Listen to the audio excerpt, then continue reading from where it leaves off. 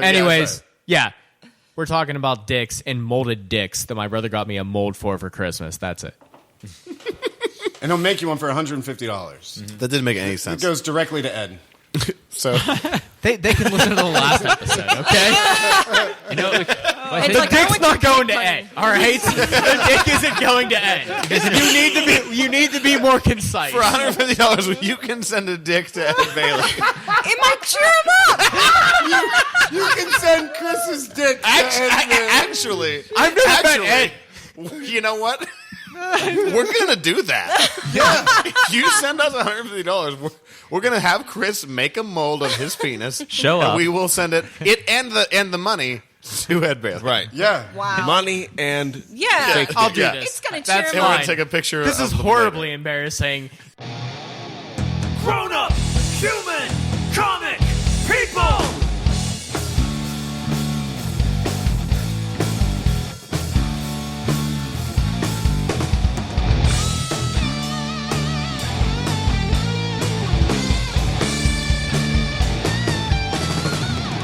Grown-up, human, comic, people! Woo! Welcome back to the show. This is episode 21 of Volume 2 of Grown-up Human Comic People. We're so happy to have you. I like the Bob Ross voice that you're using. I'm drunk. good. I'm pretty Good. fucking drunk. Yeah. Let's go around the room. Actually, first we need to cheers, as Yeah. we always do. Cheers. So we got, We have- with our brand new glasses. Fancy. Cheers. There we go.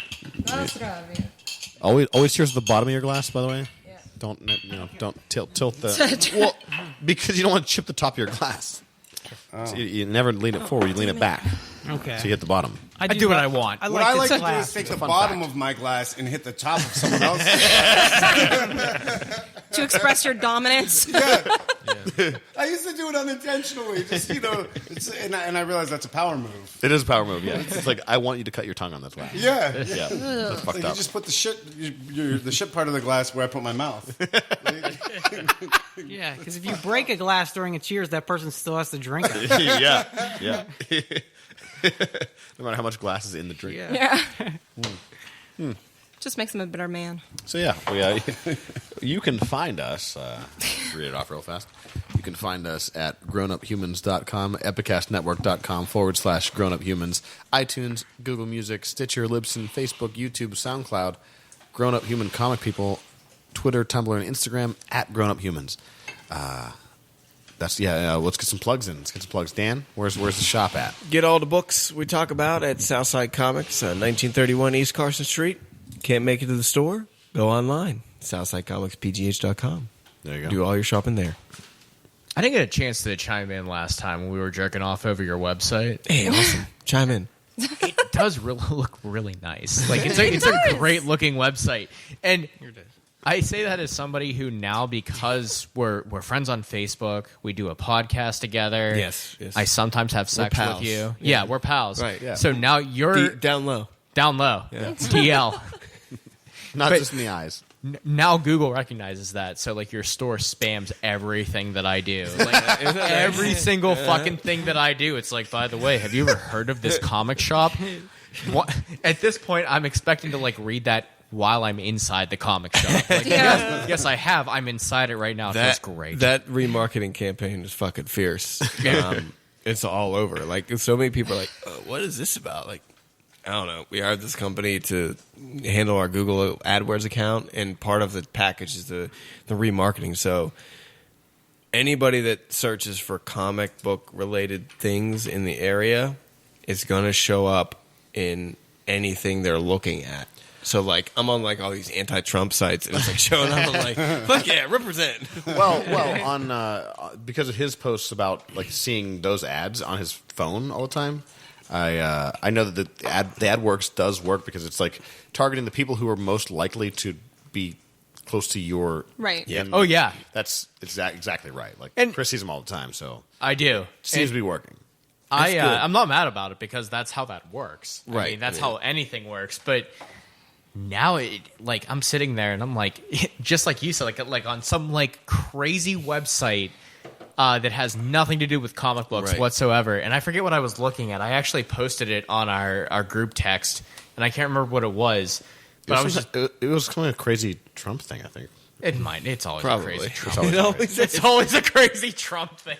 That's not new. But and I just looked at it and I was like, my God, what is happening here? I can't have any privacy whatsoever anymore. Nope. But I'm okay with that too. Like whatever, that's fine. I'm okay with Google taking over everything. So anyway, go to southsidecomics.pgh.com There you go. or coming out of the shop. Yeah. Shout out to Brian for making the website baller. Yeah. I mean, it's absurd. Yeah. It is. We'll have to have Brian on the podcast sometime and have him tell us about his other adventures. He's an introvert. Yeah. I mean, I could try and convince him, but He wouldn't talk. Brian, come on the goddamn podcast. seriously. He's probably listening to this going, no. Band stuff. We need a shout out for that. Coming to a Google ad near you, Midnight Rose. Or a basement. Or a base. Yeah, actually, I do always say that. We put on a killer basement show. We'll, We've never done any basement shit. doesn't Except mean in this basement. Yes. doesn't mean that I don't know that we can. You know? You're an optimist, Greg. Have faith. Absolutely no. We'll rock the junk out of your basement. It's we'll bring in all. What if I don't have junk? Well, Yeah. I mean, we'll take some stuff out. out of your basement. Hashtag. yeah. We're movers too. Yeah. Yeah, I don't know. We'll bring all our fog lights and not fog lights, fog and lights, and I think I the food don't is know. here. Throw a party, invite us along. We'll rock it out. That's all. So yeah, that's Midnight Rose. I guess while Jared's on his phone, I'll spell it MIDKNIGHT. You can find us at Reverb Nation, Facebook, YouTube, and Twitter. So I don't know. That's all. Did Midnight Rose just recently put out some of your new tracks? One, actually, that's a good point. On, I found that on Facebook. I'm not familiar with the band. I've never heard them before live or anything, but I have. yeah. I did see it come across my Facebook actually because you do a particular type of music that I don't hate or anything, but I'm just not interested in. Like that type of like. Well, thanks. We needed that on the air. Yeah. There's a caveat, okay? Relax. Okay, no, I'm with it. But you normally your originals, I think I've heard maybe twice. Obviously, I was being facetious. I've seen you live multiple times, but originals go. I'm like I couldn't name one off the top of my head because you started out as a cover band. And that's pretty much how, in my head, you guys are as a cover band. That new song kicked ass. It was awesome. Oh, It was, did you double track your vocals on that track that was released? Which one do we Getaway. release? Getaway? He was talking about Getaway. Yeah. I'm not the engineer. Ask Greg. That is true. Yeah, you're absolutely right. We did double track the vocals to cut through. I was thinking like an Ozzy Osbourne kind of Yeah. straight through the mix. Yeah. It was excellent, and the production on that is top notch. So hats off to you guys for that because I was not expecting the production value or the rockiness of it. With just like you guys killed it on that track, and everybody should actually listen to the most recently post-tracked on for Midnight Rose. It's available on their Facebook page. I know that's where I found it. They don't talk about this in real life. I had no idea I had to actually go through my Facebook. These are my friends in front of me right now, and I still had to go through Facebook to find out they released a track. So It was kind of an accident, and we didn't really release it as a full release because we're still working on it. So we just kind of it got slipped out sort of on accident. It's a beta track. And then just to see who picked up on it and what happened with it. Yeah. I thought it was awesome. Yeah. And I hate that type of music. So there you go. We're actually really bad at telling our immediate friends what we're doing. We are. Yeah, you are. You're terrible. I have no idea. You don't like it when people fucking guilt trip other people into coming to their show. Yeah. No, I get that. I I get do that. that, yeah. Yeah. I get it. But But it I'm should- always willing to come support you guys. So. Yeah, especially because you don't play that often. I'd love to come out and see you and listen to your tracks. Well, thank you. Yeah, we don't play that often, and I think it's exactly. You don't want to be like the person who's like, "Hey, so you gonna come to the show?" Every time you see him, you come to the show on Saturday. You coming to the show? No, fuck you. It's nice to see you. Maybe I'll see. Well, I could drive to your house and sell you a ticket. Maybe that could be it. I mean, I guess that's probably there's probably some middle ground where we could at least let people know what's going on instead of just waiting for it to be stumbled upon. But no, I had suggested that we put up that current working mix on our Reverb Nation. So Jared did that, but it was our because it's linked to our Facebook. Facebook put it out there on the feed, so that's why. Yeah, it just automatically posted. I didn't know it was going to do that. Oh, I see.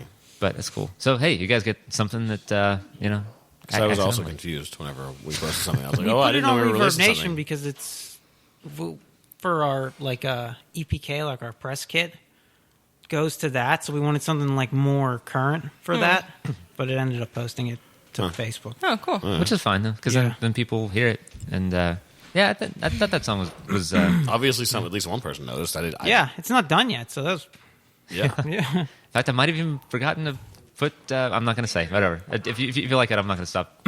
I'll stop talking about it. It was good songwriting too. I think Sweet, yeah. Yeah, I was happy with it. I listened to it twice. Whoa. Dang. Thank you. I did. That's crazy. I think it's one of the weaker songs. I don't even think it was. That's awesome. Which one was it? Getaway? Getaway, yeah. Oh, fuck you then. I I don't think it's like Jared worked really hard on that song. bullshit. We all worked. We worked for like a year, and I then know, Jared yeah. came in No, and was I- like, yeah. change this, and then I'll come up with something right now for the rest of it. Yeah. He said songwriting. I thought like lyrics. I thought he was talking about the lyrics. No, I just mean the overall song. No, yeah. Good job, I Jared. had nothing to do with that. No, I would not get credit for that. You guys wrote that one. No, it's it's a cool. I think I had suggested that one because I think it's one of the shorter songs, and I don't know. Out of the new batch, I'm gonna stop talking about it. All right, because I'll go on for a while. I'm sorry that I inflated your egos. No, yeah, definitely. you guys are so modest. Yeah. It's And also, real quick, I want to plug the Pittsburgh Retro Gaming event that we're going to be doing a live podcast at on March 25th at the Ace Hotel in East Liberty. East Liberty. Near Lib. Shady Side. It's not quite Shady Side. Though. So Yeah. cool. Yeah. That's gonna be a fun one, and Brian is super psyched for that. Like Sykes is psyched. Sykes is psyched. Yeah, we're doing a live podcast. So it's 10 to 6, and you can get your tickets on PittsburghRetroGaming.com. Or you can get them at the door, presumably, if it's not sold out. And you can win some shit.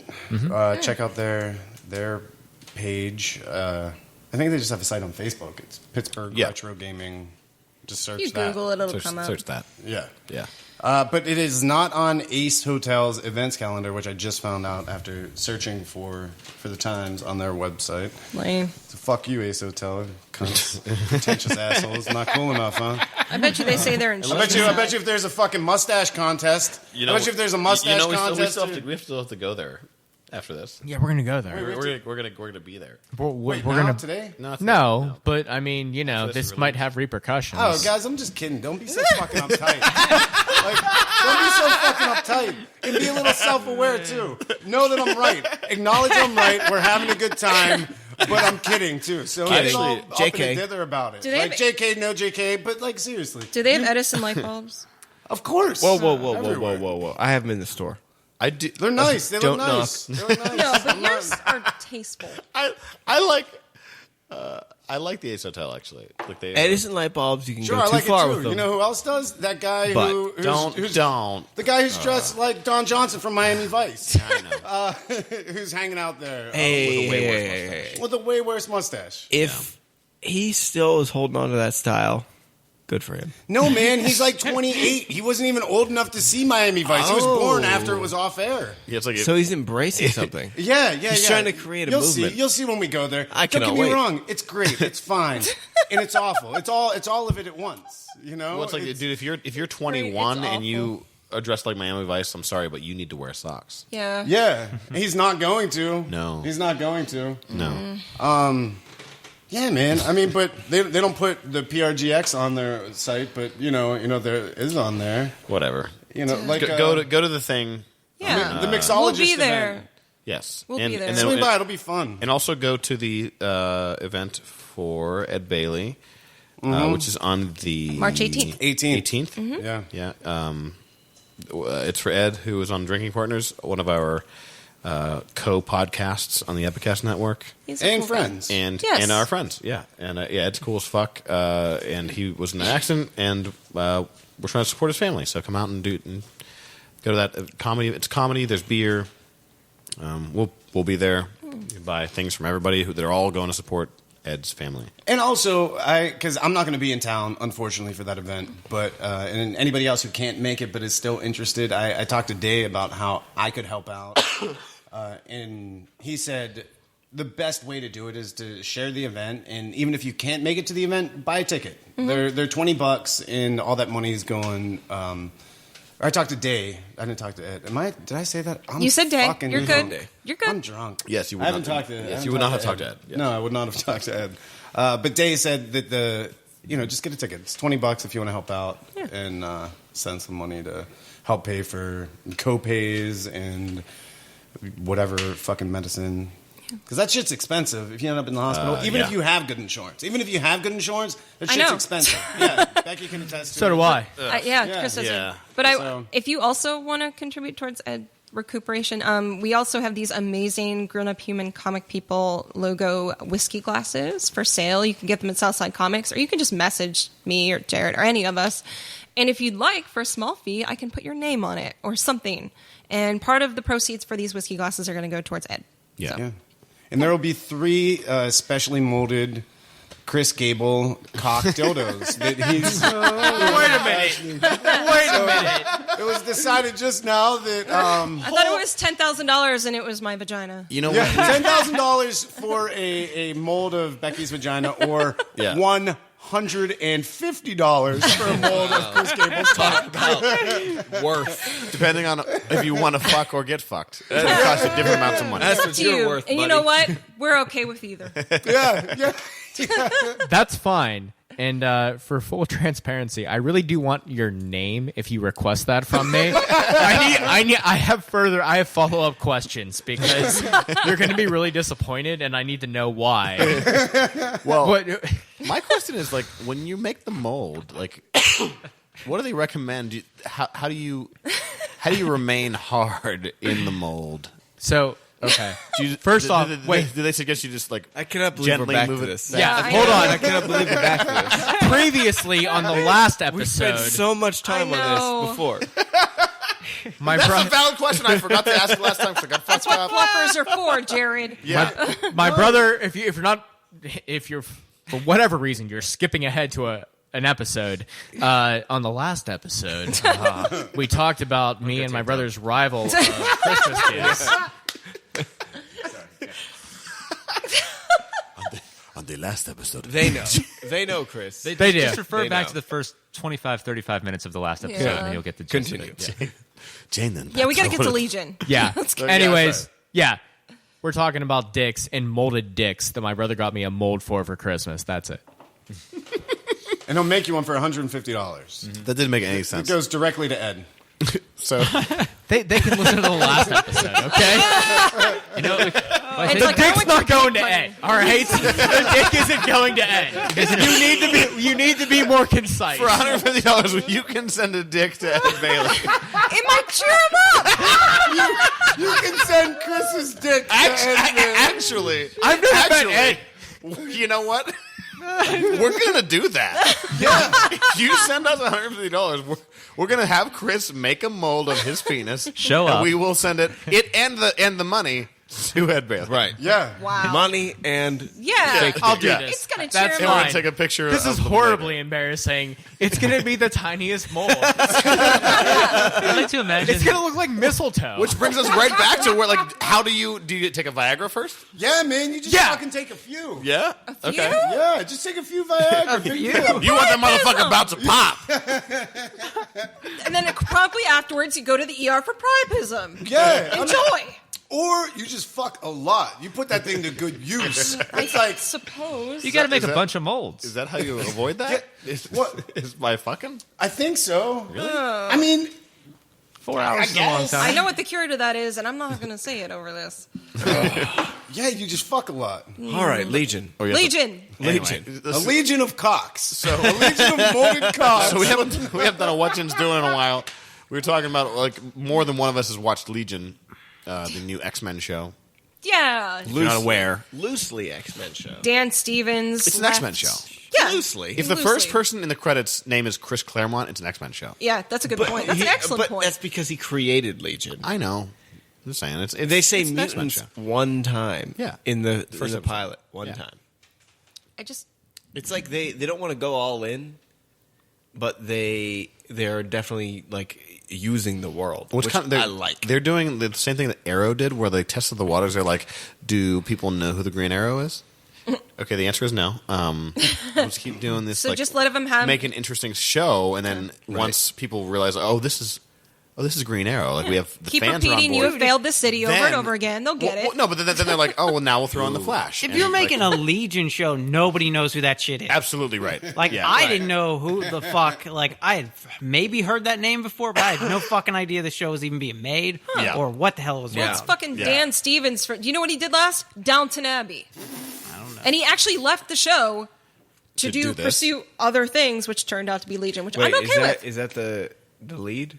He was he's the male lead. He's the one that Okay. Wasn't he in?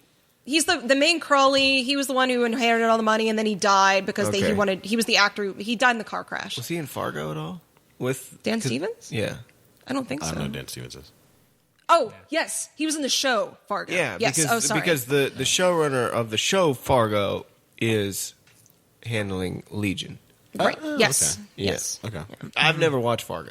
I haven't either. The movie, Everybody the movie, says but it's not wonderful. show. I've seen the movie. Everyone says the show is wonderful, but that guy is doing Legion now. Okay. On a loosely that's related necessary note, viewing. can somebody explain to me? Who Legion is? Somebody should probably do Dan, that let because Dan- nobody I knows was, who that is. I was going to ask, why the fuck women love Downton Abbey? That's what I was going to ask. I don't know any, you know what I mean? Like, I don't even know what the show is. It's I a don't period. even know what it's about. It's a period drama about Edwardian upper class and their servants that serve them in Edwardian It begins with the sinking of the So a Titanic. bunch of rich cunts getting but it all- serviced. Yes. Yeah. Oh God damn why it! are all these- I knew they were going to call. It's about rich white people. so why all these basic? Oh, so it's I will like explain it's it to like you, but I need a phone Kardashians, like old time Kardashians, Bingo. old timey Kardashians. That's why all these basic bitches love this shit, man. It's like Kardashians combined with Game of Thrones. Yeah, fuck that. No thanks. As soon as that you know, accurate? there's like some certain things that somebody's like, I'm interested in this, and immediately you're like, well, okay, we're probably not going to get along great. Well, the only person who's actually watched this show has left the table, so we're gonna just stop right here. So let's go to Legion. Okay, so Fuck Legion. that Yeah, Legion. Downtown Abbey garbage. Yeah. So Legion. All right, Legion character in the you wanna- comics. do you wanna- Yeah, Professor Xavier's child in the comics. He is probably the most powerful mutant, and he has multiple personality disorder. He's schizophrenic, and all the different personalities have a different mutant power. He also has this ability to absorb your mutant power, like Rogue, but permanently. Whereas Rogue is, like intermittently, like only for a few moments. He can absorb you permanently, and I think it creates another personality Yeah, it inside does. his head. So he is the most powerful mutant. He does it by killing people. Does he do? Is that what happens? If Like he a kills Killer some- Frost style? If he kills somebody, then it creates a new personality in his head, which has whatever power he just Okay. from the person who. I couldn't think. quite remember if it was killing or touching or whatever. Because the initial problem was that he was in some kind of thing where a bunch of people got killed, and he had essentially PTSD. But he also absorbed all the personalities of everyone who had died in the incident. Okay. So When the fuck did this New Mutants? Is this when this happened? I think yes. Yeah, you're right. It's New Mutants. Okay. Yeah. So this is Professor Xavier's son. Exactly. In the comic books. Yeah. But not in the TV show. from Probably what I not. understand. So who did Professor X bang? Moira McTaggart? No, it wasn't Moira. It wasn't Moira? No, No. because his name is something Holler. It's somebody. He was working as a nurse or a Yeah. doctor in. This is up for A war. interpretation, isn't it? Well, in the No, show. no. We're talking about the comic book. The comics and show lore is very different. Yeah. I love how that's a personal question, though. Like, who did he do? We don't. And for everyone who's just hearing that voice for the first time, that is Kendall. You may remember him From the Star a Wars long special. time ago. Deep reference. Yeah, there. yeah. Don't go that deep. I'm just tagging in for Becky, like the Macho Man. No, I mean, I think. No, I don't In know. the comic I don't book. know who it was. It's not a character not- you know. It's okay. like a random. I'm pretty sure it's a random person. It's not Okay. Moira. I'm almost certain it's not Moira. But I'm going to go with you on this one. he's working in a hospital. It's He not bangs Moira. somebody. That person has a kid, and this kid is born as like a super powerful mutant, and he somehow gets thrown into the future because he comes back from the Age of Apocalypse. I thought he goes back in time to kill Magneto to make He sure does, but his but he comes father from- has a better life, and he accidentally kills Professor X, which creates the Age of Apocalypse. I think that might be it. Yeah, Yeah, he comes back from the Legion future Quest. to kill. Yeah, 1990 early. yeah, So this is before Professor X became paraplegic. yes. Yes. Okay, that was just getting to my ultimate question, which is the question on everyone's mind. So not everything is malfunctioning below the waist. Professor X. Underneath that green suit, there's some dick. Yeah. He doesn't Some need dick. good He can dick. fuck you with his mind. No, he's not telekinetic, is he? He's telepathic. Yeah, he's So he not can telekinetic. get He inside can your convince head. you He to could have fuck an you with his orgasm. mind, but he couldn't impregnate you with mind. Can you imagine like that? like Yeah. in X-Men First Class when Emma Frost is goes into that Russian dude's suite. Oh, yeah. And she is sitting on the bench disgusting, and she's making him think he's having sex with her. Yeah. He can do that. That's the most fucked up superpower. Imagine, all right, I'm just sitting here and we're doing this just we weren't even talking about sex. We were talking about Downton Abbey again. And No, all of a please sudden, no. I make you have an orgasm in your mind right now, and you know that I can do it. So you know that I did that for you, and you just came. I'd be so fucked up Mine, about that. mine was actually way more fucked up than that. Mine was you being able to make me just in my mind be like, boo, and then it's me fucking somebody, and I know that it's you doing it, but I'm so embarrassed as to what you just did in my mind that I can't say anything about it. So I just look at you like, Or you motherfucker. if he made you be attracted to him. If every time you saw Chris, you just got a raging boner. Chris became the most attractive thing on earth to you. You just embarrass yourself because you're trying to fuck him. You can't control yourself every time you're around them. You're just so hey man, what have you been up to all day? Ooh. You're moving your hips. Oh God, damn! It's so gross. That's so funny though. I think if I was a telepath, I would do that to people. Yeah, I would do it all the time.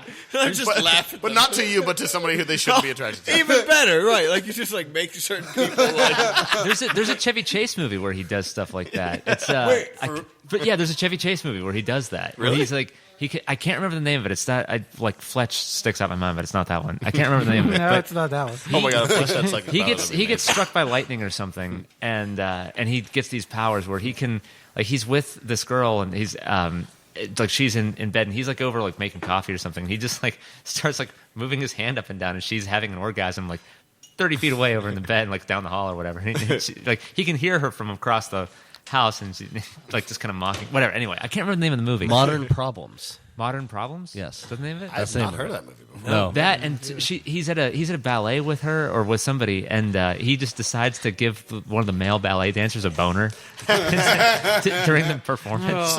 So we haven't heard of this movie because it was buried because a little rapey. Probably horrible. So much boner. It's pretty great. It's been years since I saw it broadcast on an ETV He station. loves it. Oh, yeah. About raping men and women. No, it's Chevy Chase Mind gets raping. exposed to toxic waste and gets telepathic Is it abilities. toxic waste? I thought. Yeah. I really thought it was a lightning strike on the building that he was in. 10 seconds into IMDb, and it says Chevy Chase exposed to toxic waste gets superpowers. Okay. All right, Legion. Are you thinking about Legion. John Travolta? Oh, Legion. Legion. Okay. More important. Jer, what'd you think? There's lots of colored lighting in it, and I am a sucker for colored lighting. It is so. The aesthetics are amazing. I totally agree with you. Yes, that's the really what makes the show for me is the aesthetics of it. Because the story's kind of confusing, and I think you have to know something about some of these characters. Well, I'm going to say no Okay. because none of the other characters are comic book characters. Legion's powers, though, are confusing. They're Very much vague so. and Very weird. confusing. They don't talk about it, and you really in that first episode, you don't know what the fuck is real and what's just a product of his imagination. Yeah. And it's very, very confusing. And also, the one thing that really has me confused, speaking of aesthetics, the time. Because it Absolutely, yeah, yeah. we have dude, no I idea when forgot it's- about when it's that. taking it looks like Yeah. it looks like Looks like the X-Men First 60s? Class, like 60s Yeah. for a Yeah. little bit. But then when you get to like the pool and the eye guy and the guy like talking to him across the table, He's the got- guards in the room are in It's like modern. full modern body armor. And he looks like he has like an and guns. iPad. Yeah. Exactly. When he's talking to him. I was like, what the fuck year is this? Right. Yeah. You don't know what year it is because Yeah.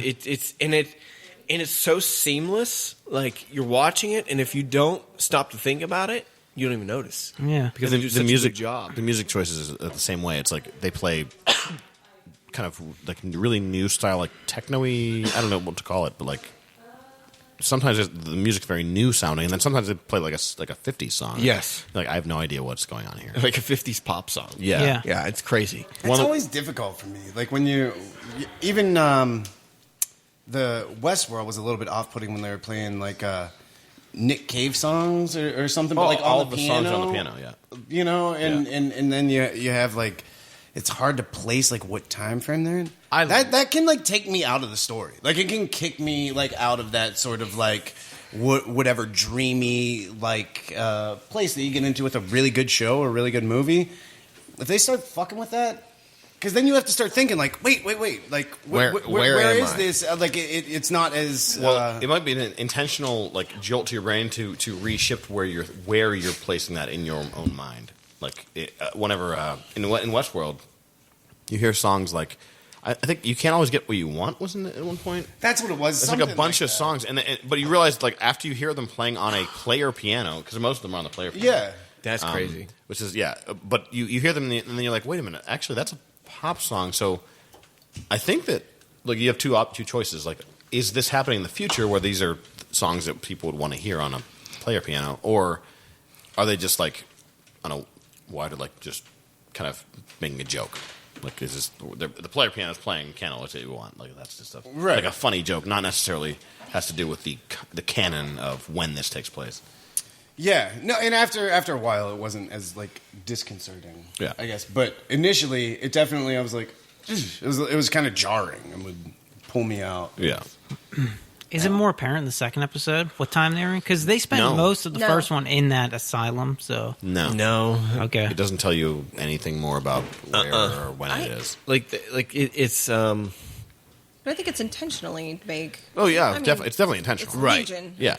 right. Like we're not supposed to know, but I want to know at this point. Well, we also don't know what's actually going on at all. True, we don't. Like there's like in the second episode, it's like I don't want to spoil too much, but like he's somewhere else, and it where he is looks like it's 1960, but then there's these people coming to get him that look like they're 2017. So it's just very fucking bizarre. Yeah. It's very hard to nail down. Like, is this even real? Where he is right now, and these people that he's speaking to, or are they products of his mind? Yeah. Yeah.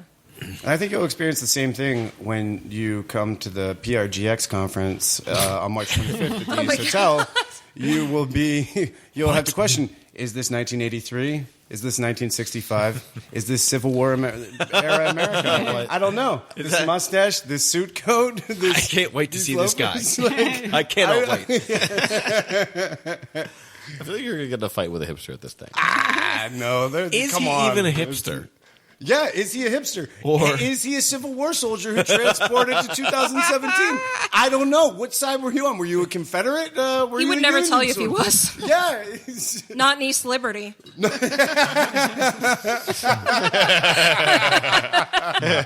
Well done. Out of everyone that has watched Legion, do you like it, and will you continue to watch it? Because it is a strong departure from the comic book properties that are on television right now. It's barely comic book at this point. Yeah. But I like it for that reason. So do I. I do. I like the acting. I've always liked Dan Stevens. I liked him in Downton Abbey. All right. I like Aubrey Plaza.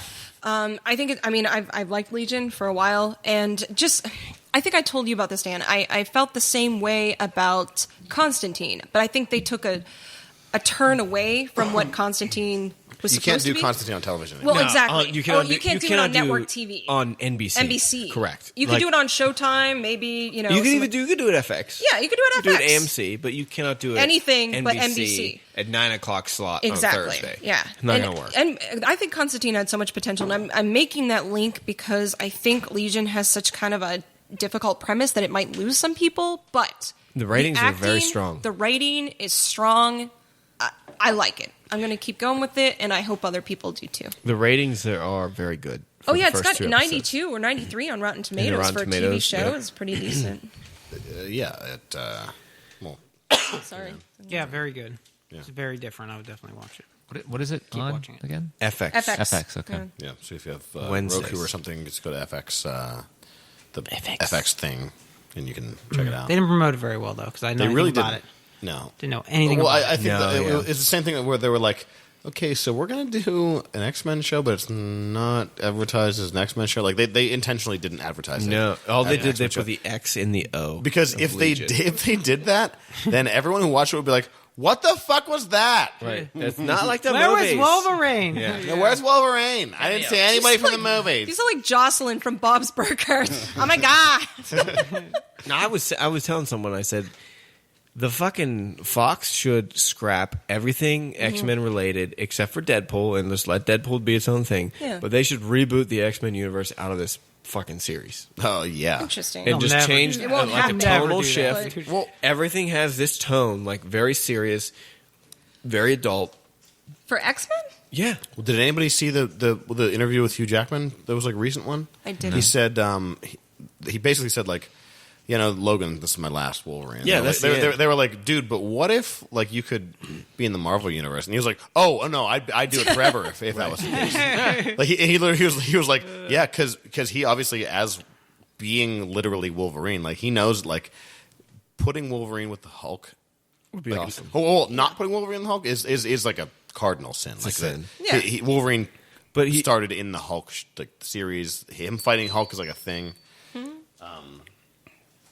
It's like I don't know.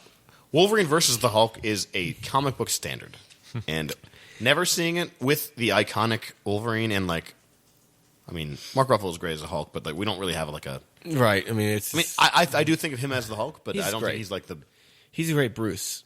Sure. Oh, yes, yeah. Yeah. But the Hulk is the Hulk. Like Hulk's it's a Hulk, CGI, doesn't matter. CGI, whatever. Or a puppet. But I think it's also an admission of Hugh Jackman saying that like Fox doesn't have a very good grip on how to make a good movie. Right. And he can't say it outright either. Right. Obviously. But although Logan supposedly like is breaking barriers for the X-Men universe movies. Mm-hmm. Dude, because that- it's his last fucking hurrah as Wolverine. And if the movie lives up even half as good as the trailers have been for that, Yeah. Mm-hmm. I mean it's fucking incredible. Even- and that story, I feel like that storyline is like simple enough where they can't go crazy and fuck it up like the last X-Men movie. Oh, you I know? don't know. I don't think this is actually going to be like Old Man Logan, almost at all. You don't think? No. I'm getting that the feel. initial story. I'm getting that the feel. only, Yeah, that's the feel like I the got comic from it, book? too. Are you talking about Old Man Logan the comic? Yeah.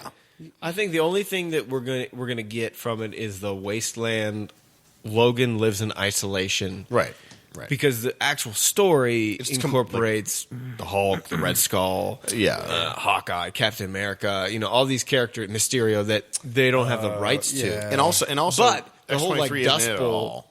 right? And X-23 is a totally new thing. Yeah. The whole like Dust Bowl, like living outside, off the grid, you know, in isolation because you don't want to use your powers because you did something really bad. I think that's going to be a prominent point in the movie. Right. That's what I meant. That's what Yeah. I was getting at. Was that premise? You know, not necessarily like the inclusion of all these other characters, but I think this is going to be a really cool way to see Agreed. Wolverine Yeah. on screen as like Yeah. a fucking Send off. Well, Yeah. and, This and also is it. when he's not, because in Old Man Logan, he's like sworn not to be the Wolverine. Exactly. That's why it's called Old Man Logan. He doesn't use the claws at all Because he anymore. killed everyone in the X-Men. Because he was at one point tricked into killing all of the other X-Men, which is, if they do that for this movie, They Holy you know, shit. They have in the trailers. There is a fucking graveyard like Yeah. funeral scene.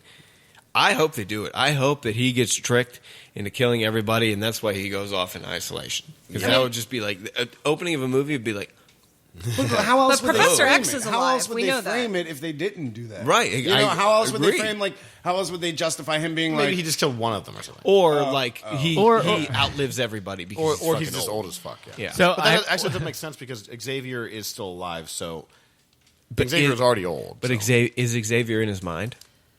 Or I don't think Oh, so. good point. I mean, he's Yeah, aged. like he could be a figment of his imagination in the movie. Yeah. be. Okay. Fair enough. Because yeah, but you could he's say that losing about his shit. anything. I could see, they have messed up storylines before because the Wolverine movie was, as I've been told, supposed to be better. It was based on a story it looked that's like it was going to be so good. yeah, and It was so promising. They fucked it all up. and even the trailer was promising. I So saw was it and I thought, Avatar, Jared.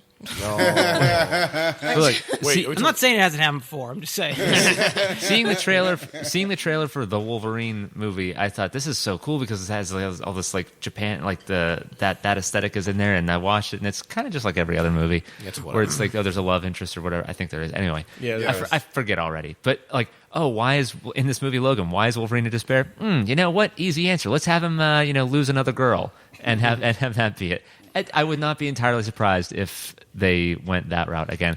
And the last trailer that I saw for it, like the several that I saw, were cool, but the very last one that I saw does have me a little bit worried that they're going to get overly sentimental with it because there's some like little girl that he's protecting who herself has claws, and Well, it's. have you read Old Man Logan?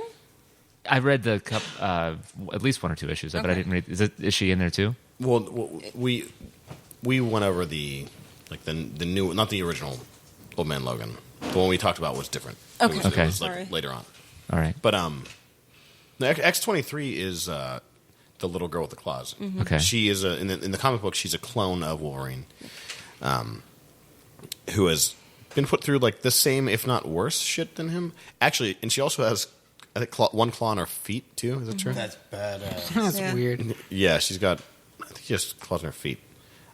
She does. It's more similar to how Lady Deathstrike was, like in her feet. With the Oh, yeah, In her- but she it's just in her had one. nails. So it's like one short claw. yeah. Because she still has 3 claws, but her third one is in her feet. Right. All right. But they're adamantium. That's important. I have to say, so this movie comes out in less than a week from today, and this podcast is not going to come out for at least 2 weeks, right? No, it should come out next week. Oh, this one. Yeah, no, he's right. This one will come out. Yeah. Week and a half from now. It'll be a week. Oh, and yeah, a that's half. right. Sorry. And I'm at an this idiot. point, you guys are listening to this, and you're like, wow, we know this. This movie's amazing because it already has a 97% on Rotten Tomatoes with Right. like over 50 reviews put in. Yeah. Fair point. It's at this point when you're listening to this, you've probably already seen it. It's fine. Yeah. And if you haven't seen it, go see it. Like, you don't have to trust us. Rotten Tomatoes is valid. You can just go there and see that, and it's going to be good. So at this point, you either sound like totally reasonable or fucking Yeah. like an asshole. I was just. Yeah. You sounded like, have you ever watched Reading Rainbow? You don't have to take my word for it. Yeah. We could dub in some, hi, my name's Tracy, and I'm here to Listen. talk to you about Old Man Logan. If I fucked up and that was condescending and awkward and weird, I will give you a second cast of my penis that I'm going to make. It's always We'll back to send that Chris's second one to dick. Ed for free. Yeah. I envy you editing this, Jim. I know. We're going to get right into these books. The first one, I guess, is my responsibility. We'll do The Dark Crystal. Yeah. Which, man, before we even get to this, I fucking love this movie so much. This is like, I consider this the Jim Henson masterpiece. Yeah, I agree. There isn't a better movie that features puppets or Muppets or whatever you want to call them, animated like Shut up, monkey. figurines than this movie. It's amazing. You weren't a fan of Muppet Treasure Island with Tim Curry? I didn't say I didn't like that. Okay, Don't even be sarcastic Yeah, about but that's that. like, not even That's a fun. goddamn national treasure. That's Yeah. the Muppets in Yeah. a film. Like, this is actually Jim Henson making puppets and Muppets, if you will, for a story. Well, this is a film fantasy. with no human characters at all. Yeah. It is entirely Muppets in some way or another. Unrelated to pre-existing characters, unlike the Muppets movies. Exactly. Yeah. All new. In fact, one of the mystics in the original movie, the squat things with 4 arms, is at the Children's Museum. Yes, it has Really? been for quite some time. Yeah. That's Oh awesome. yeah, as kids, whenever we were younger, I remember we'd go like for school, or my parents would take me. And I'd go to the third floor, and that's where the Mystic was. It was just like such a weird. And it was before I saw the movie. I didn't know what the movie was, and I was just like, "What? It's really cool." Monkey apparently has a story about this too. He's all the way over there. We can't hear you. I'm not going to stop. I'm not going to do that. I almost started doing it. I'm not going to do it. What he said was, I will translate for Monkey. He said, I am a homosexual. I don't know why you guys are talking about this. I'm really gay. Yes. I don't know why you chose to say that, but that's... And he was like... If you are, we support you. He can fit 4 dicks in his mouth. Shut up, Monkey. I'm trying to translate for you. He keeps talking. And nobody cares about your sexuality. We don't care you used to be a woman. We already covered this the last podcast. Oh my, shut the fuck up, Monkey. Jesus Christ. Also, no, Hitler was not right. Monkey, shut up. Jesus. As he eats that free pizza with jizz on You're it. starting to eat into your donations here. Yeah. People were. Hitler did not start MetaMesh. Just so you guys know, MetaMesh is a wholesome company. Jared supports it. He's like an 8th Jew. Okay? That says something. First of all, don't bring my name into this shit at all. Yeah. Jared does support. Jared supports MetaMesh. I do support MetaMesh. I do not agree that MetaMesh was started by Nazis. No, MetaMesh wasn't. But Monkey is a Nazi. He said it. He keeps saying it. He just won't shut up about it. I'm sorry. Anyway, so the Dark Crystal was written by Good segue. He did tell me to translate. Simon Spurrier. Oh, gosh. And illustrated by Kelly and Nicole Matthews.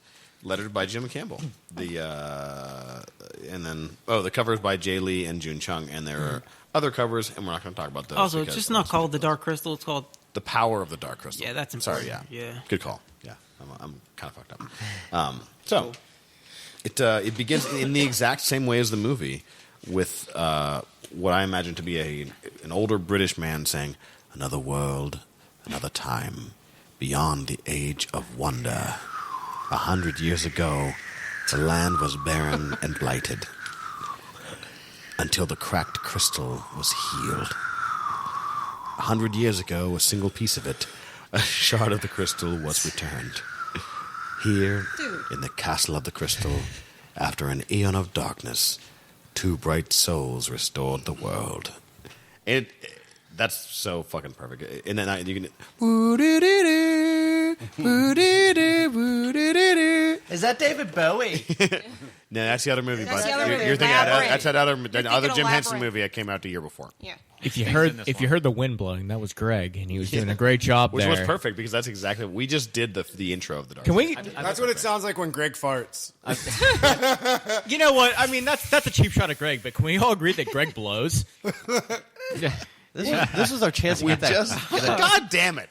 What were you gonna say, Greg? Just ignore these motherfuckers. I was just thank you, Jared, for giving me credit for the sound effects. Yeah, I like for exactly what it sounds like. for the Foley. Exactly what it Okay, sounds for that wonderful blowjob. That's like a Brian. That's a great blowjob. Greg gives the best blowjobs. Oh god. All right. First of all, you don't give a job. That's ridiculous. I don't know why people say that. Anyway, Greg, what were you doing? That was the only. That was the only. Never mind. I'm not going to play into that at all. I was hushed halfway through that job by Becky. Becky told you not to get blowjobs? She interrupted it halfway through. I was like, and she was like, "Dude, come on." I was No, like, I like that. That was good. No, I was just getting really distracted. It should be called a blowcation, because it's like a vacation when you're. That's Should good. less of a When job. you take more- time away from whatever else you're doing to blow. Yeah, it's a blowcation. I was spending time on So have you guys heard about this comic called The Power of the Dark Crystal for children? Oh, Kendall's So back. anytime you're doing any... I didn't even notice you stepped in there. You're like a ninja. Wow. You catch us when we're most off guard. Damn. Okay. So this book, it starts off after the Dark Crystal. If you've seen the Dark Crystal, spoiler alert, it ends with the Gelflings restoring the power of the crystal with this crystal shard. And so this takes place 100 years after that happened. And apparently Jen and Kira have been sleeping in the crystal chamber for quite some time.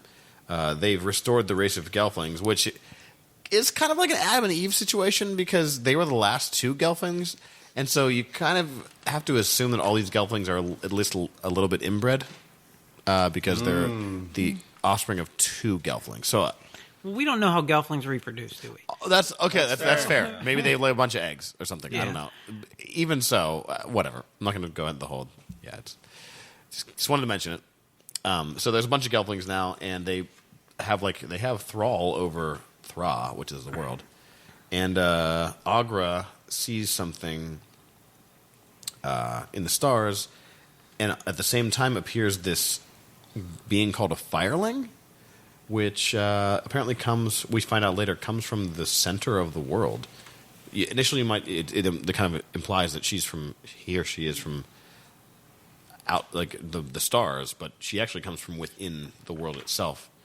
And in order to save her people who are dying for some reason, she needs a sliver of power, which she interprets as being a sliver of the crystal itself. So she asks them at the very end of the book, I need a shard of your crystal, which was the whole problem in the first movie. Was the crystal was missing a shard, and the corruption of the crystal, the cracking, made it into this kind of dark, evil power.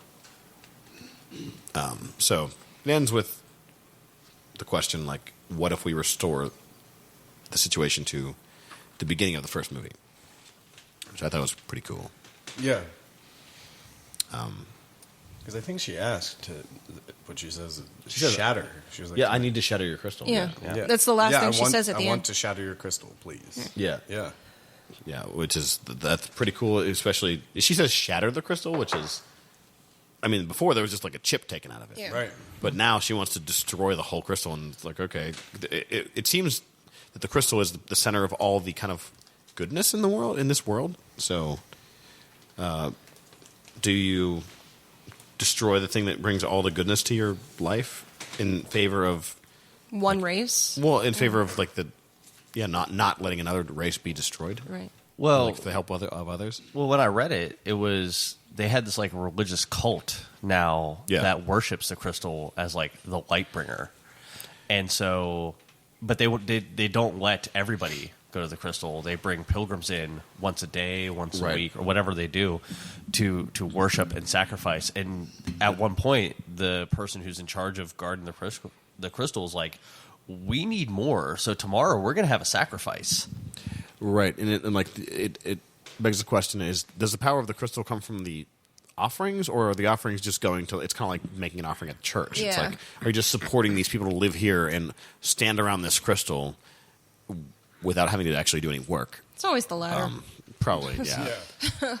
And they deny some people access if they don't have an offering for the crystal. Which, but once again, it's like the crystal's power doesn't seem to be reliant on how many offerings they get to the crystal. That's just the cult of the crystal, not the crystal itself. Well, that also begs the question, like for the Skeksis, who were the guardians of the crystal before this light time that takes place 100 years after this comic takes place, there were these bird creatures that made it the Dark Crystal. Well, that's a different thing because there's a couple of comics that come before the movie, and the things at the end of the movie. This sounds really really fucking weird. So, when the crystal was restored, there were these beings who were connected to it, and when the crystal was cracked, they split into two races, which is the Skeksis and the Mystics, and they're throughout the whole first movie. But when they're restored, they apparently were aliens that kind of crashed to this planet, and their power was completely reliant on the crystal. And so, once the crystal was cracked, they were themselves split in two. For the record, in the audience, Jared was not looking at a phone or a computer. He just he can do this from memory. He did this from memory. I don't know if it's right. I assume it is because you had okay. Just staring into his microphone. Just reciting this. Well, some of us are passionate about the movies. Okay. But What is with you against the dog? Never mind. I'm not ashamed of my abilities. All right. I would be. Just okay. That was for the record. Please resume. I don't remember what I was talking about. Something about Dark Crystal. Yeah, I don't know. Kendall said something, and then whatever. Okay, Yes. but I think move on. That's all. it's a good premise. It's a it good feels- continuation of the movie. I mean, Exactly. It's like for me, it feels exactly like it the feels movie. natural, Yeah. like a natural continuation. And I'm definitely going to keep. Yeah. I mean, we're not at that part yet, but yeah. I would love to see the Muppet versions of all these characters again. Yeah. And I'd love to see Jim Henson come up with a Fireling Muppet.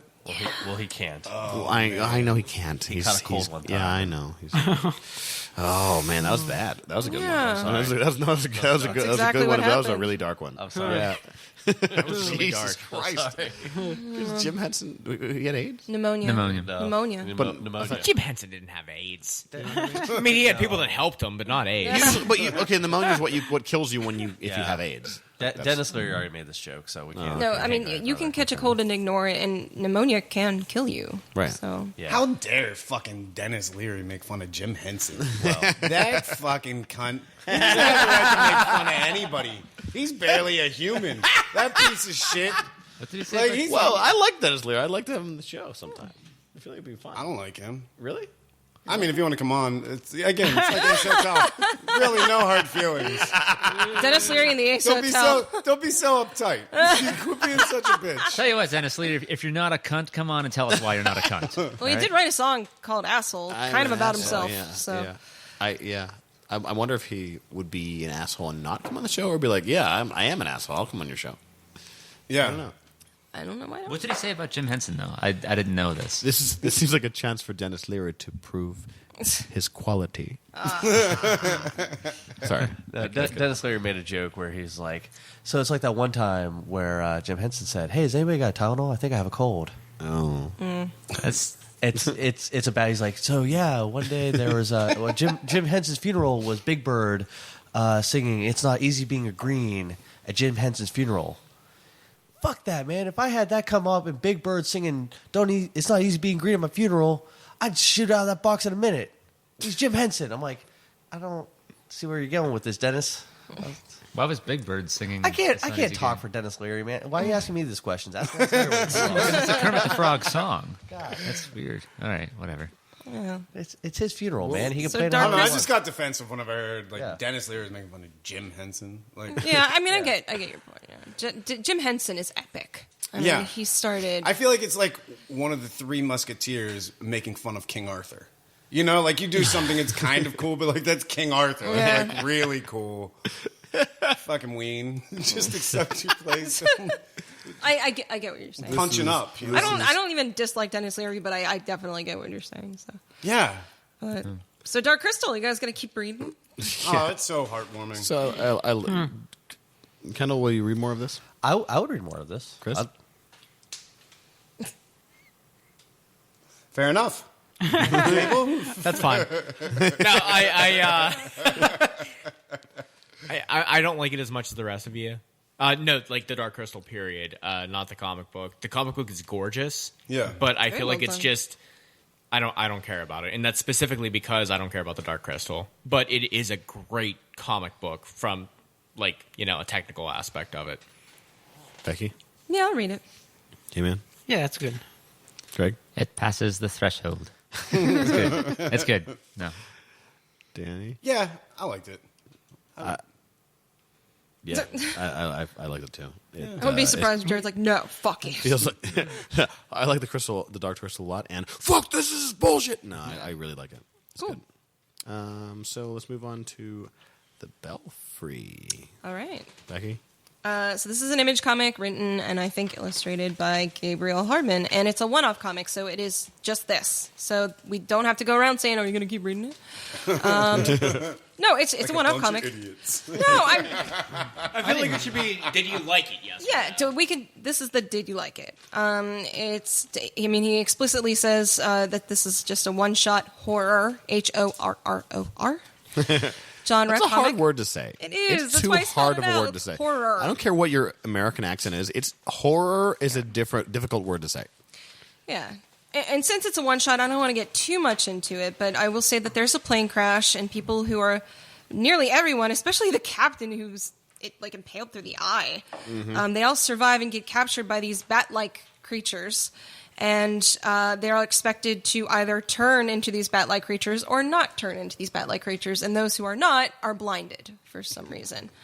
And again, it's a one-shot, so I don't really want to give away the ending because it loops around. Yeah. The entire comic loops around, and you're like, oh, well, that's prolific. I really like the art. It's very. I think I told you this about me. I hate horror films. I have terrible nightmares, so I just can't do it. I'm a pussy, I guess. But that being said, I appreciate this for what it is. It's very dark. It's very gothic kind of feel, but in its own way, it's kind of beautiful. It's very well done. I like the story. It's very scary. I don't like the fish heads. That creeps me out. But I don't know. Bat people, scary. It's a one-off comic. Image. There you go. It kind of reminded me of like a when we did Tales from the or what's it called? The one when Rick Seaback. Yeah. What was it called? It reminds you of that. Tales of that. Well, like a long. It's a longer. You know, it's a Shadows on the Grave. Yeah. Shadows on the Grave. Okay. Yeah. Tales from the Creep is It's very different than comic. that, man. And it's coming back. No, I'm not saying it's the same as that. I'm saying away. it's episodic. Like it's its own thing. Okay. One little thing, and that's cool. Like I like that. In fact, I wish that there were more one-shot comics like that because it forces the person to cram in whatever story they're trying to tell into that many pages. I disagree with you. I liked it, but I think that it shouldn't have been its own comic. I was actually talking. I think Dan, we were talking about this earlier, where I felt that this should have been like part of an anthology. There's just not enough story there for it to be its own To comic. explain what's going on, yeah. I think there's more going on than is explained because like who are the people who are like the humans that are also have been blinded and are tending these bat things. Yeah. And you don't ever see who's in control of this situation. Like there's a bunch of stuff that is unanswered. Right. And like this is just the tip of the iceberg. But it's one of those ones where it's like you can just kind of draw your own conclusions because it's like it's its own. It's just the one guy's story. It's not like here's this thing that's happening on this island. It's like no, this happened to this one guy, and the end of his story is where it ends. Well, I agree with you on that. That's fine. And there's certain things in there that you want to think about afterwards, but you can lump that in with two other equally interesting stories and still have an anthology worth buying for $4. I don't think this constituted the price of admission, to be honest. The thing I liked about it is it felt like a story the way somebody would tell you a story about something that happened. Yeah. Like they can't tell you the whole background and how these things came to be and all this shit. It's like, no, man, I was on this airplane one time and this fucking thing flew into the fucking window. We crashed. Like these crazy things emerged, whatever. I made it out, and it's somewhere in like the tropics. It's like somewhere near the equator. Like, Yeah. And it felt kind of cool like that. In fact, I liked it more once I realized it was just one issue. Because whenever people have, I feel like other comics have done this, like Black Widow, or, Black Widow. The fucking, what's the one that Greg hates so bad? That is Black Widow, but there's others. Black Widow. It's not narrowing it down too much. That's the one you really hated, though. Where it's just because there are a bunch of action sequences in it. It's not. Oh, I see what you mean by that. It's Okay. not. It's not very wordy. There's not a lot going on. Right, there's a lot of there's some action sequences. A lot of action sequences. I felt like Yeah. it took me less than 5 minutes to read that. Yeah, it's not a Oh, yeah. But realizing it's just one, it's like, oh, cool. This is just like somebody's story about a thing that happened, yeah. and it's creepy and it's fun and it's over. He says as much in the back too. Yeah. If you read the whole back part, Which by I the author. didn't on this one, which I should have. But I enjoyed the cyclical nature of it. I mean, it ends and it begins, and it's that actually creeped me out a little bit more about it. It's like, okay, has this been going on? Is this like a Lost kind of thing? Right. Yeah. Again, this isn't my type of thing, but I appreciate it for what it is. So, and I dig the art actually. Yeah, and the this- art's cool as fuck. Yeah.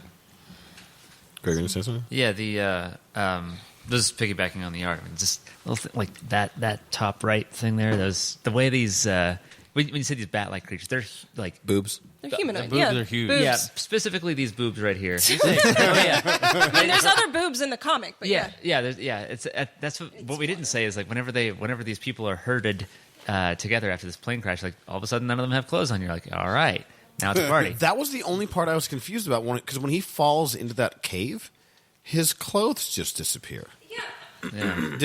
Did Unless anybody they else notice stripped that? him. Like, I mean, I noticed that too, but I just assumed like he was stripped. But it's like the next frame. Like it's almost like the motion, and I'm not sure if I could be wrong, but I think that it's like him. The frames are like him falling into this cave, Yeah. and then him on the ground naked. Like it's so jarring. Like this. No, it's a thud.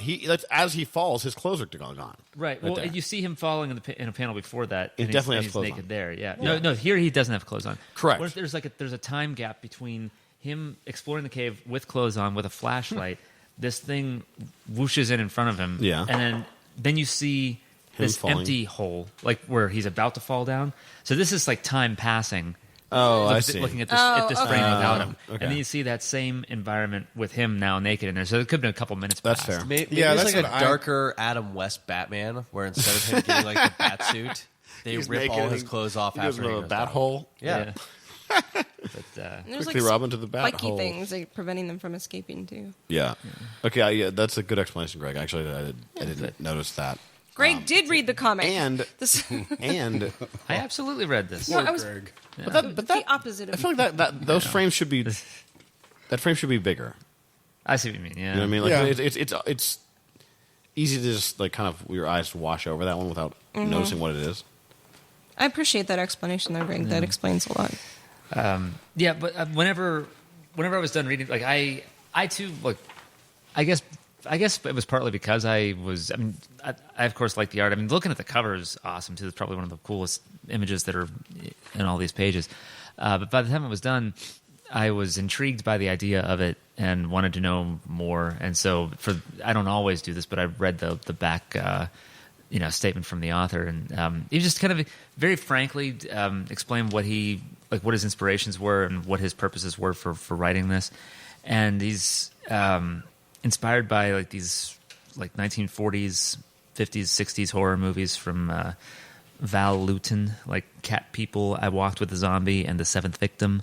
And he just kind of like makes no other explanation than like, yeah, I just thought it was cool to do this. And he included the one panel that he drew, like not panel, but like this one sketch or concept that he drew. This thing on the left, it's one of these back pages. It's one of these like angel people things, angel demon, whatever, vampires in the very foreground, and like a couple of explorer-looking people in the background, like coming toward the camera with flashlights, as though they're just discovering this thing. The person with wings looks like like an injured bird or something. They've fallen somehow, and It doesn't look evil in this one, but this is like a very early concept, I guess, they had Yeah. for it. So it's when James Cameron made the Terminator, he said it was from a dream, but he woke up and he drew a picture of like this, basically like the end tanker truck explosion and the metal endoskeleton walking out of it. T2. No, T1. Yeah, but the oh, what is there a tanker on the first one too? Yeah, there's like the gasoline truck. Oh yeah.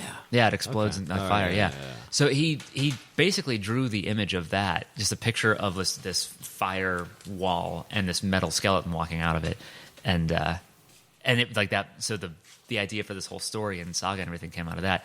So this Belfry story came out of this one picture that Gabriel Hardman drew. Kind of cool. Anyway, it seems like he was making it for cool reasons. And yet, I never saw this movie, but I was telling Jared earlier that there's a movie. It's like one of those Criterion Collection movies from decades ago called Vampire. It's VAMPYR. Yeah. And I've read reviews of that because those movies are really expensive, so I never bought that one. But all the write-ups that I've read of that movie is like, yeah, it's a really cool movie. There's not really much of a story to it, but all of the imagery, all of the effects and everything are just really sweet, and it has this weird gothic style that's just sticks in your mind. And I feel like this author probably had things like that in mind, because that's what I think of when I read through this, and I liked it. Yeah, like I said before, I think the one shot thing's really cool. You you get to tell a story. It's limiting, and it's also it's longer than something from why can't I remember the thing that we were Shadows in the Grave. It's longer than one of those stories, which those only required like 2 or 3 pages. This one you get a whole comic book, which you can either expand a small story or condense a large story into. And it kind of disappoints me there aren't more comic books that are just like one shots like this. I agree with that. Because it gives the person like a different amount of space to deal with. Because obviously most comics are ongoing. You don't have to mash something down into one issue. But I'll tell you, Daniel? No, go ahead. I was going to say, just regarding that, but what I'd be kind of happy about is this doesn't say, one of 12 like the Power of the Dark Crystal or one of however, like of any other series. The fact that it's one of, when they make the Lord of the Rings movies, they say this is going to be the first of 3 movies. But when they make Raiders of the Lost Ark, you don't know if there's going to be a sequel. So maybe we don't know if there's going to be a sequel to Belfry. Yeah. I'd be okay with that. yeah. The next one will be called Bats in Your... Belfry.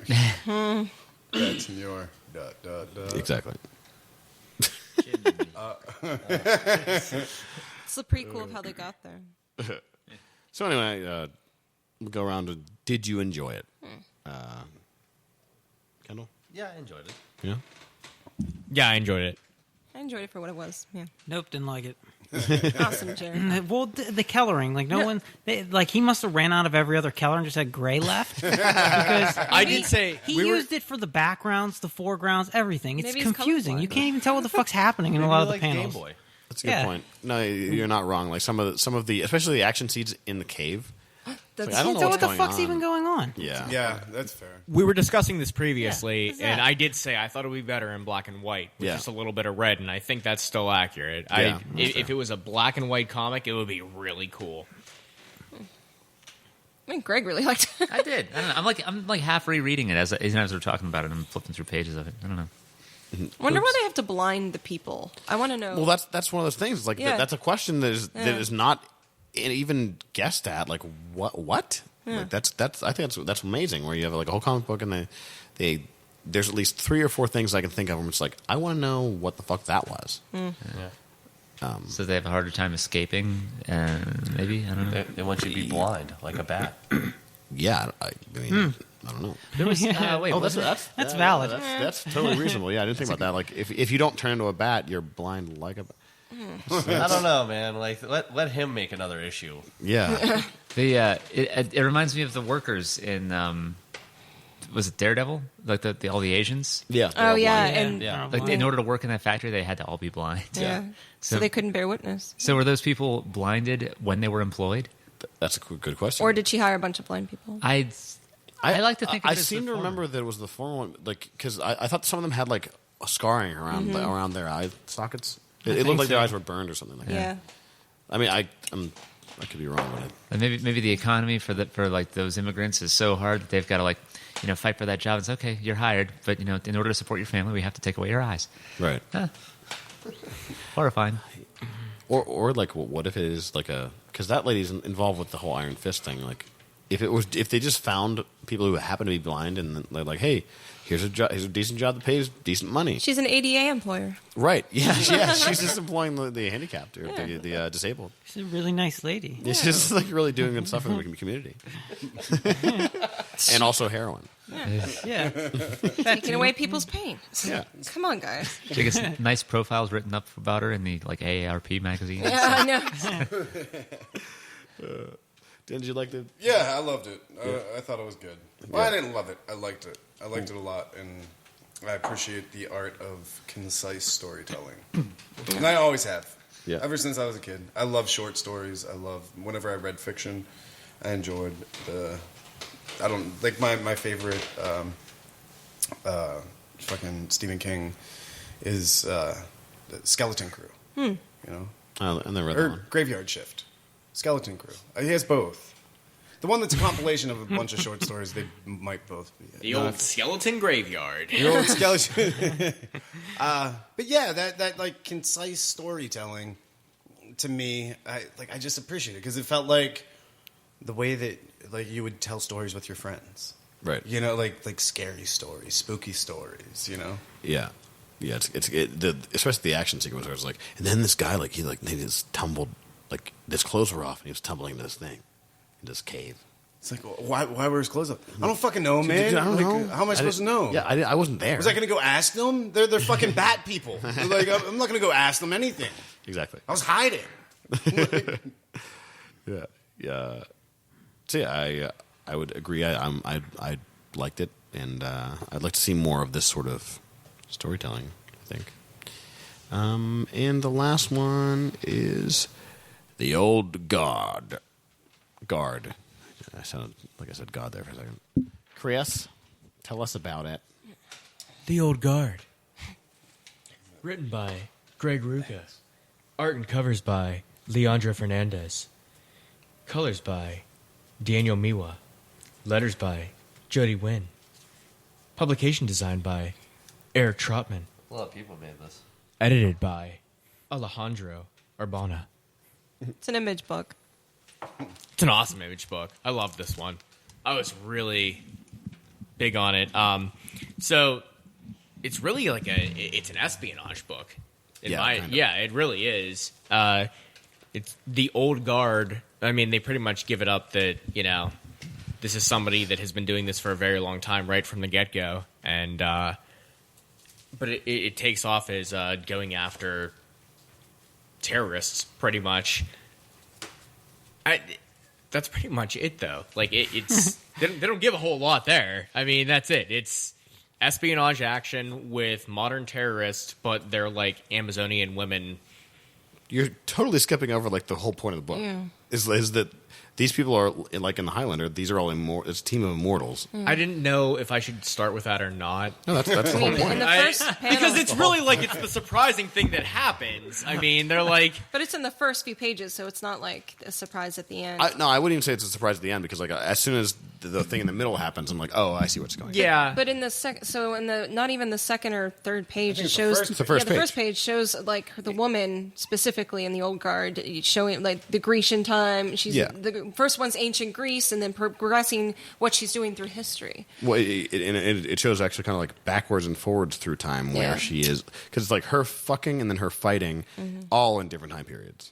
Yeah. I guess I wasn't sure where it was going in that beginning with me until the one awesome shot in the comic is when like the guy's eyeballs hanging out and in the next frame everything's just going back in. Yeah. It's like, okay, so these people are immortal now. Yeah. That was just so cool for me. I felt like I don't want to lead with that. But right. I think that's, I mean, the main kind of the hinge of the whole story is the fact that these like 4 people are unable to be killed. Yeah, and this is them being ousted to the world now. Right. Whilst another person is being revealed. Yeah. Like there have been 4 of these people who, and it seems like they all come through like from different time periods because they all have different weapons. Yeah. Or it could be just geographical. I mean, we don't know yet. Or maybe, I don't know. But it seems like they've all been alive for like a pretty long time. The newest one being, I think, like a French or British soldier from maybe World War One. Mm-hmm. Yeah. But I don't know. It's someone else say something. I thought it was super cool. I enjoyed it. I enjoyed the concept of it. It's nothing new, but I thought the execution of it was done very well, and I really liked the art style. And I thought the way they presented the story kept my interest the entire way through. I guess I just didn't like it as much. I mean, it's kind of an older. I mean, nothing's so unique anymore. I mean, it really has to blow me away. I mean, but there are still books that I like that aren't so unique. It's just this just didn't hold my interest that much today. Maybe I have to give it another whirl, but I love historical things. I mean, I loved that first couple panels where they were going through time, and I'm like, oh, I want to see more of this. And then there are, Afghanistan and all that stuff. And I like the concept of them kind of fighting in a modern war. And obviously you saw, them, the eyeball being popped up and the girl comes back at the end. But that being said, I don't know. I care more about the historical aspect of what they've gone through and how they've arrived at this point, as opposed, I just don't give a shit about them fighting in Afghanistan. That's just my personal Oh thing. yeah. Well, I don't think Afghanistan's the point. Right, no, Okay. and I get that. I mean, this is just the first issue. Yeah. Do we know how many? I mean, this is just the first, but do we know, is there an end? Is this one of I something? don't know. Dan left. We have no idea. Okay. But every time there's a new thing about immortals, I come back to thinking like, what would I do if I had been alive for like 600 years? How do you, if you can't die, what do you do? Do you spend like 50 years just sitting against like a tree or? Yeah. Spent a lot of it beating Dark Souls 1 through 3 Oh and my then God, Bloodborne. Jesus Christ! Yeah, you're right. But that, all right, and this is the other thing I was thinking about. There's a big difference between being immortal and living forever. So, like, for example, like Doctor Who, he keeps regenerating unless he gets killed. You know, you can kill the Doctor. And there are other things that, like elves in Lord of the Rings, they can live very, very long lives, but they can be killed. It seems like these live very long lives, but you can't kill them. And that just seems to me like it would be torturous. I would prefer the former as to the latter. You know, I would love to be able to, all right, you know, I've been around for 900 years. I think it's time for me to go. If you can Trump's choose president, I'm done. If you can choose to end your own life, or if you can be killed, that would be preferable to being like around no matter what happens to you. I think doesn't one of them at some point say like that's not going to work unless you have a bazooka or something like that? No, wait, sorry, that's Highlander. It's Highlander. Yeah, I was like, we have two Immortals books today. Sorry, but I feel like this is a story of two teams. Like the way I read it was you have the team that has been the old guard for a while now, and at one point they find a video camera and she's like, hey, get the tape or whatever you do with one of these things. Like she's never learned what a video camera is. No, she knows what a video camera is. Yeah, but it's like, well, whatever you do with it, it's like you've never taken the time. You've been around for how many? Well, she's just like she's not the tech guy. Like she's like, dude, get the. Someone was trying to record this, fix it, and he's the tech guy, and he's like, no, I can't. Like it was. I don't think it was a matter of her not understanding how cameras work. Oh, well, I think it was her saying like, I don't know. She does say tape. Like she doesn't. Like she's still like. Yeah, but she's not like. Like she's been around so long, she doesn't pay attention anymore. My mom would say that. Yeah. Or like maybe not my mom, but like somebody who was maybe who's been around has picked up like at least like, oh yeah, get at least a tape out or something. It's like we haven't used tapes in like 20 years. She's just I think is not a tech person. I don't think it's like a. They established that. I mean, she's like, is it on that thing? And they're like, the iPad. I mean, she obviously doesn't know any technology at all. Well, they make fun of her for having an old cell phone. Exactly. Yeah. Yeah. So that's definitely like what's going on. She doesn't get technology just in general. I think it's not like a And we don't know how old she is too. Yeah, I mean, we know she's at least as old as. At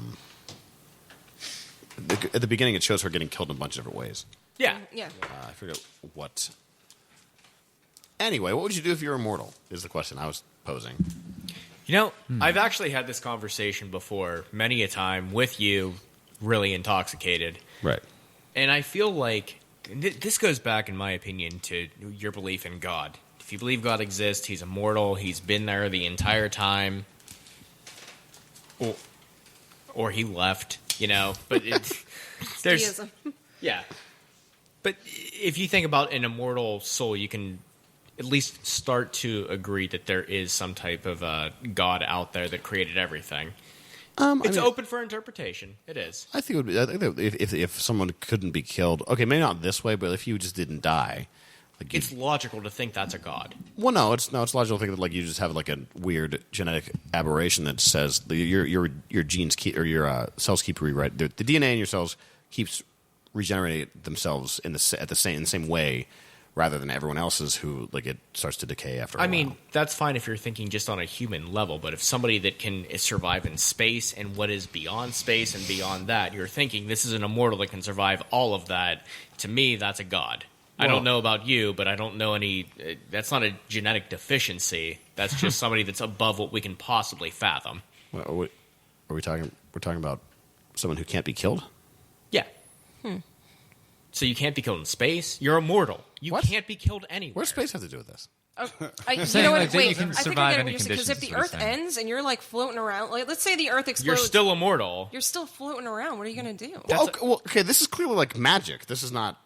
going- There's no science here. All right, I'm going. She has the side of her head blown off. Like there's no science involved. It's like she's just unable to be killed for some reason. Sure, I'm talking about like the more philosophical aspects of immortality, though. I'm not really talking about the comic. Well, I'm saying my argument would be that you'd go insane eventually. Yeah, that's why I'd prefer to know a way out. Well, your Yeah. question was though, like I understand that you were leading to that answer, but your question was, what would you do if you were immortal? Mm-hmm. So I started going into the aspects of what would be immortal, but my answer is the first thing I'd do is build a clock, because I'd need something to figure out how much time has actually passed all the time. I firmly believe that if there was a God, that's the first thing they would do is, I've been here for a certain amount of time. I have no idea how long I'm ever going to be here. I can't possibly fathom the concept of not being here. I should document how long I'm going to be here, because that's what I would do personally. And then at that See what you're point, saying. what do you do? How do you build a clock? Well, you're immortal and you have all these things that are at your disposal. The first thing I would do is something that would develop over time to show me how long something that would evolve. I would create a human being as my clock.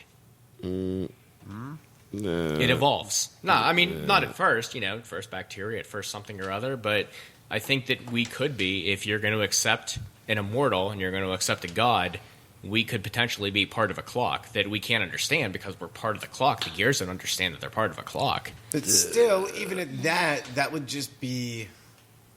It would be framed inside of, like, that took an amoeba's length of time. The whole universe. That took and it's like, oh, well, it would be this reference that only you would understand and wouldn't be a reflection of necessarily, like, time as the construct that how we understand time. It would be this...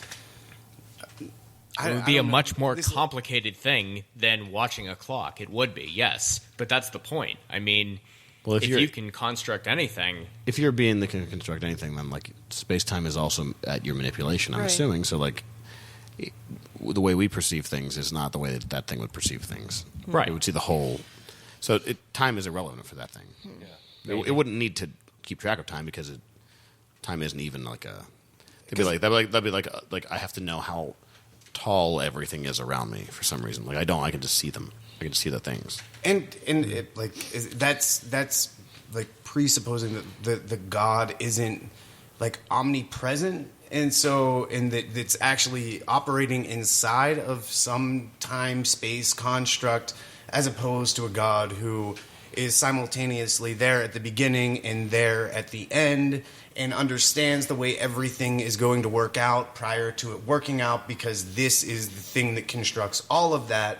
So then it's saying that there is a God, but the God is still confined by the same things that confine the things that he creates. It's got deep. This episode is brought to you by THC. Yeah. Well, actually, I'm gonna. Yeah, like you guys turned into to like Neil deGrasse Tyson. I was sitting thinking here- of Neil deGrasse Tyson when we were talking about the calendar. And I'm sitting here like Douglas Adams, like, man, I'd go around just insulting everybody in the universe, like, Yeah. Well, like everybody else would. it's funny you brought up this question, because I think I've told you, a few of you, that I'm a big fan of Caitlin Doty, who is she runs the Ask a Mortician podcast and YouTube channel, and she also wrote a New York Times bestselling. She runs an alternative funeral home because she claims that in the Western world, and especially in the United States, Americans have kind of pushed death out, and we have a lot more greater difficulty than other cultures confronting death because we push it out. Yeah. It's not in our homes anymore. We don't even let our children, confront corpses anymore, and they get confused and very upset. And she actually went on a date and she didn't say who, with a billionaire, she said, who he claims he's not going to die. And she's like, okay, you're joking, kind of like how we're joking around. What would you do if you're... No, this guy's putting all of his money into becoming immortal because he's so terrified of death. Just absolutely terrified. Did you say it was Elon Musk? She didn't say who it was. She said he was young, under 40. That's all. But Voldemort.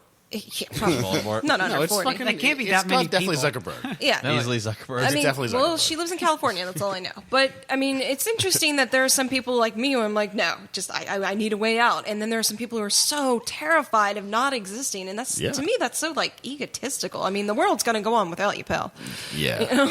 And even if you were here forever, you probably wouldn't make that much of a difference anyway. You know, I'm under 40, and I never told you how much money I have, so I'm not rolling myself out. Could be Greg. But no, I would like I like to say that I'm going to live forever, but it's not. I don't think it's so much a terror of death. It's just like interest in life more than that. But that's different than I'm like, well, I'm never going to die. All of my money is going to be, like this guy was in complete denial. I understand loving life and wanting to like make an impact and be here as long as I can. That's different than saying, well, I'm never leaving. What are you talking about? Death? I will never need you. Which is apparently what this guy told her. And she's like, okay, check please. That's it. So I just say it because I like the power of positive thinking. Will it, and it will be done. I'm just going to write down the power of positive thinking. With a rainbow right behind. Oh, gosh. Oh, well. I think what it comes down to, do you deeply and inherently believe that if you were immortal, over the course of time you'd be deemed as a good person? I think that's a horrifying question to ask. No, because eventually you'd be like morality would mean absolutely nothing to you. Mm-hmm. That's how I think. Yeah, you wouldn't even that question wouldn't even cross your mind. You'd be like, well, how old are you? Yeah, your opinion doesn't matter. I'm 5,000 years old. You're a baby at that point. Literally nobody that is alive right now, presuming that no one else lives forever, you're the only one. Like, if you're 5,000 and everyone else is the regular age people live to, even if it's like some really old person, you're like, yeah, you don't know shit, get the fuck out of my face. You have one person on the Epicast who's like 9,000 years old, like writing this down, like just giggling to himself. He's like, yeah, you're right. So Buzzy. Okay. No, that's a good point. Because imagine taking some like moral or ethical advice or taking the stance of a 9-year-old or an 11-year-old, like my niece, who tells me every time that I swear it hurts God's feelings. That, like, I'm hurting God's feelings by saying, shit or ass or, even the lesser of the curse words. Some adult told her that. Oh, yeah. She didn't come up with that on her own. No, she didn't hear shit, and she was like, I don't want like that one. That one's not cool. I don't like that one. Yeah, like For whatever reason. Yeah. And so but yeah, like that kind of stuff, And then somebody who's 5,000 years old talking to somebody who's 30 years old, like you are absurd. You're an infant. Yeah. Like I literally have watched a mountain become an ocean. yeah, You have no idea what's going on, right. and none of it matters at all. Or maybe they come to some really interesting conclusions. Like actually, this thing that you think is really important, it is important. Right. This is the most important. I'd like to think that I wouldn't turn into an asshole. I don't know. It's like you get that much time to see things clearly and not be a dick about it. Hopefully, it would even out Right. in the end. You could actually be a superhero. Well, Are you kidding me? well, you could be. You but- could but- do it for real. But eventually, that would even seem like dumb to you. You'd be like, yeah, I'd at least do that for a while. But Telling you're you like, that. okay, so absolutely. Yes. so I saved these people, and like then 30 years later they died of a heart attack. Like it didn't really make that much of a difference. I saved them. That person didn't do shit. No, but they might have, though. They might have. But- In that remaining 30 years, they might have invented the longer-lasting light bulb or something. I think that the end result would be like you being totally fine with most stuff. Yeah. You'd be like somebody be like, what do you think about this? You're like, yeah, that's fine. You want to do that? That's cool. Like you wouldn't be like, no, definitely don't do that. There's literally nothing like that someone could say be like, yeah, what if I don't know. If you're 5,000 years old and someone said like, hey, what about when we dropped that bomb on Hiroshima? And the person would be like, I mean, maybe you shouldn't have done that. I don't know. Like that, it killed a bunch of people, but. I mean, there's always been more thinking about that. Like we're 5,000 years. If like, you're think the about only 5,000 person who years. doesn't die, you're going to probably be a little egotistical. Yeah, but 5,000 years ago, like if I'm not going to be like, hey, so what do you think about the Trojan horse going in there? It's like, yeah, we made a lot of movies making fun of that. Right. I'm just saying like in the grand scope of things, if you don't die, then like literally nothing that anybody does makes any difference. So it's like if it's good or bad, you're like, yeah, well, sure, why not? I'm going to go ahead. Or That's here's cool. this thought: like in a million years, where we evolve past like our form now, and we're like light beings, Right. Or like something crazy. if the Earth explodes, it's like, Yeah. okay, well, everything we did actually didn't, because the Earth itself is gone. Doesn't matter. Like, Good thing we colonized those other planets. right. Yeah. That person would be like, hey, back in the day there was the Earth. You know what? Never mind. It doesn't matter. That might eventually be that person's. Yeah. Like they got off the planet before it exploded, but they saw, they'd be like, I've been around for a while. They could have been there when it exploded. They're immortal. Sure. They floated around for a couple hundred years, and somebody picked them up. Yeah. They're like, man, I'm kind of glad you guys came along because I was starting to get bored. Yeah. Just paragliding through space. Yeah. Yeah. This has gotten ridiculous. Yeah. So let's just stop. I'll just end it. Well, you can find us at grownuphumans.com, epicastnetwork.com/grownuphumans, iTunes, Google Music, Stitcher, Libsyn, Facebook, YouTube, SoundCloud, Grown Up Human Comic People, Twitter, Tumblr, Instagram, at Grown Up Humans. We'll be at some events that we mentioned earlier. I don't remember them right now, but we'll be there. Check that out. And we'll go around the table. Where'd Becky go? Becky! What? Sorry. We're just saying goodbye. Oh, bye. All right, Kendall, Goodbye, everybody. Chris. Goodbye. Also, I would read it. We didn't go over that. Oh, yeah, sorry. Yeah. What did you say? The book. We forgot to say if we read it or not. Kendall, would you read it? I wouldn't read it. Chris? Again, I would read it. Yes. No. No? Sure, I guess. It wasn't that bad. It Craig? was cool. It looks like it's worth it. Yeah. Dan? No. Yeah, I liked it.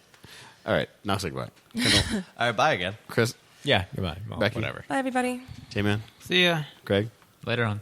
Dan. See you at your mom's. Okay, bye. I'm Jared. This was the show you've been listening to. Masterpiece Goodbye. classics. Comic people!